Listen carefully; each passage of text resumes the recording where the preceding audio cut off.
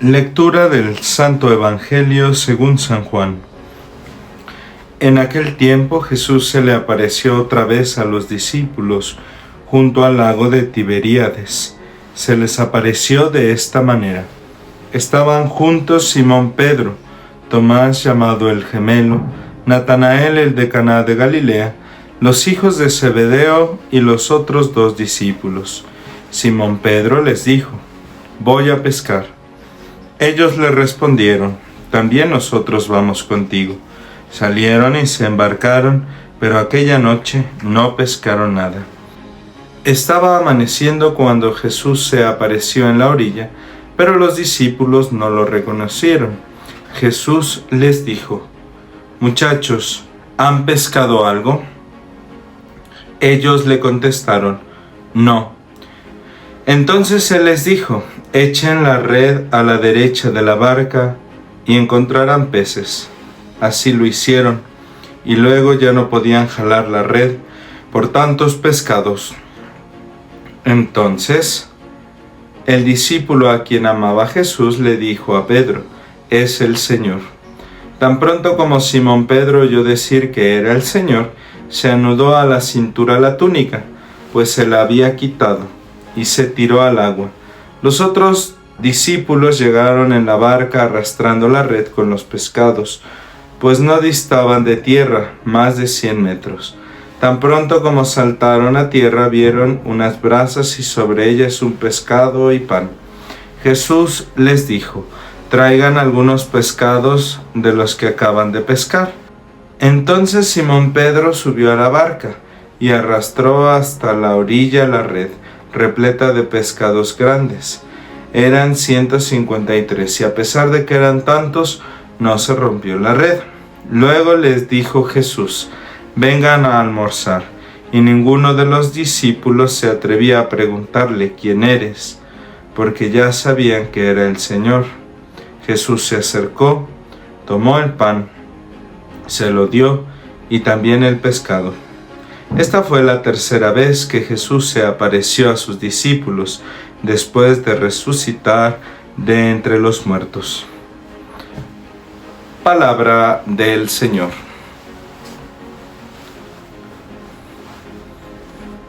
Queridos hermanos, nos encontramos en este tercer domingo de Pascua. Han pasado algunos días desde el acontecimiento grande de la resurrección del Señor, y la liturgia nos ha llevado de la mano de estos días a contemplar a través de las diferentes lecturas y textos de la palabra de Dios distintos aspectos acerca del día de la Pascua y de su significado espiritual para nosotros. Encontramos en la primera lectura nosotros un texto que nos ayuda a profundizar en el sentido de la autoridad y del poder. A menudo nosotros tenemos la tentación de pensar que la autoridad y el poder son lo mismo, que la autoridad en la iglesia funciona como el poder en el mundo, que tener mayor autoridad significa ejercer un mayor poder. Y esto tenemos que aprender a quitarlo de nuestra mente y de nuestro corazón. La autoridad en la iglesia no viene del poder que ejercemos. Por eso, aunque nuestra iglesia es ciertamente jerárquica, este texto nos puede ayudar en el momento coyuntural que estamos viviendo tras el fallecimiento del Papa Francisco. Si bien es cierto que nuestra iglesia tiene una cabeza y que va dirigiéndose y que requiere de pastores para ir organizando la vida precisamente pastoral, parroquial, diocesana, la Iglesia Universal requiere diferentes medios para irse organizando a través de las diferentes instancias y actividades.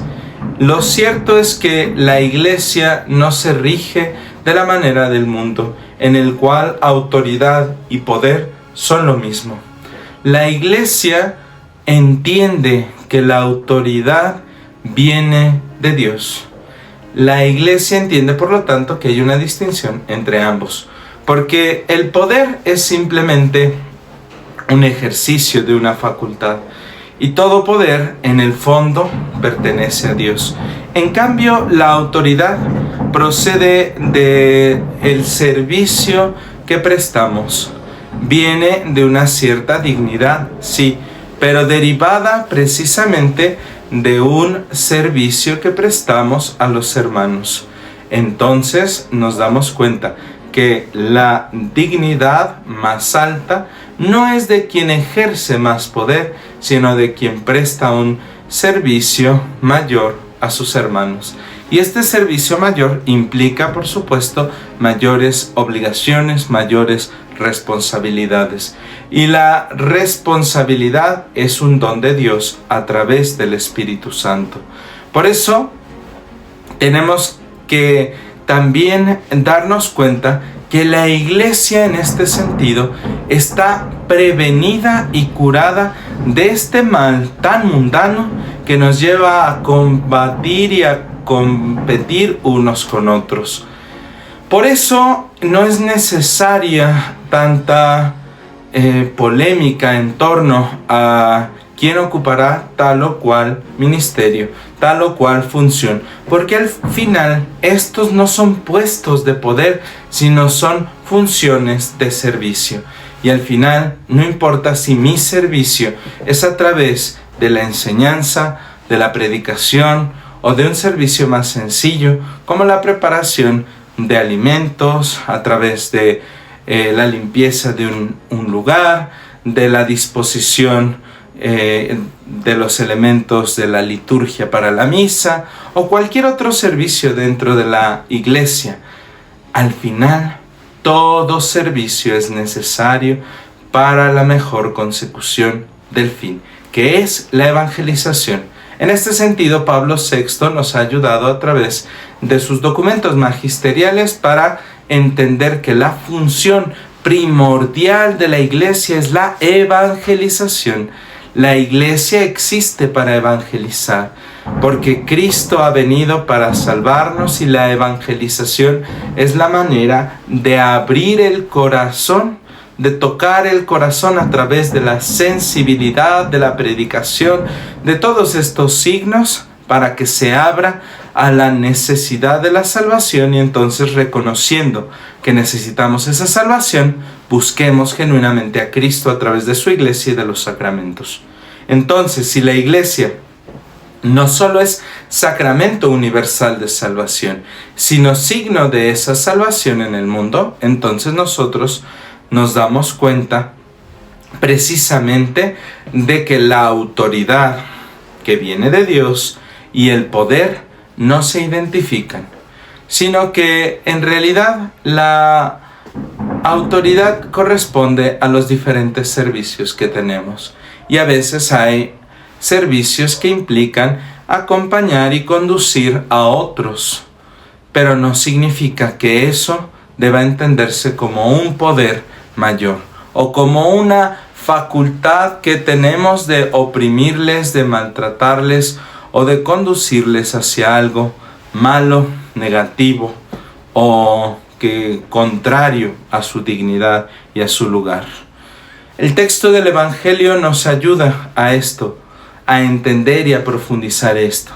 En realidad hemos visto cómo el resucitado ha ido apareciéndose a lo largo de estos días de Pascua a diferentes interlocutores. Primero las mujeres, aquellas que han conservado la fe en el Señor y que han ido a embalsamar su cuerpo al sepulcro y que lo han encontrado vacío. Magdalena, con un corazón atribulado, no ha sido capaz de reconocer al Señor que le ha hablado ya habiendo sido resucitado. Las palabras de Jesús, la voz de Jesús que le habló y que le llamó por su nombre, le permitieron identificarle. María le dijo, y ella contestó, Rabuni. Las mujeres que conservaron la fe comunicaron su testimonio a los apóstoles. Y los apóstoles, como testigos, para ser testigos también ellos, corrieron al sepulcro y lo vieron vacío. Y luego unos a otros se comunicaron esta noticia: no está aquí, ha resucitado. Siguiendo las palabras del ángel, se comunicaron las mujeres a los discípulos y los discípulos a los seguidores el anuncio jubiloso de la resurrección. Y sin embargo hizo falta la prueba decisiva de la presencia de Jesús, que es la fracción del pan, el signo cristiano por excelencia, que es la fuente de la comunión, la Eucaristía. La comunión, que es hacerse vida a través de compartir precisamente la vida. Esa es la esencia de nuestra iglesia: hacernos servicio en el servicio para los que tenemos al lado. No luchar incansablemente por obtener más privilegios o poder, como hace el mundo, como hace el diablo y sus ángeles para confundir a los hijos de Dios, creyendo que nuestra batalla es la misma que la de los políticos, que la de los economistas, que la del mundo, que la de aquellas personas que se afanan por los bienes y por las posesiones de este tiempo. En realidad se trata de un camino distinto. Se trata de construir y de tratar de hacer las cosas de una manera distinta. Y la clave para entender eso es la persona de Jesús, que teniéndolo todo, teniendo la prerrogativa de ser Dios, siendo Dios mismo, se despojó de todo ese privilegio para hacerse servidor nuestro. Ojalá que podamos entender este misterio, que es nuestra alegría, porque Cristo, el que se ha hecho pobre por nosotros, Él es nuestra Pascua y nuestro más grande Rey. Él se ha hecho pobre por nosotros para enriquecernos con su pobreza. A Él el honor y la gloria por los siglos de los siglos. Amén. Que la palabra de Dios en este domingo tercero de Pascua nos ilumine y que el Señor nos acompañe para ir llenando nuestra vida de su presencia a través de la reflexión y la meditación de su palabra. Que así sea.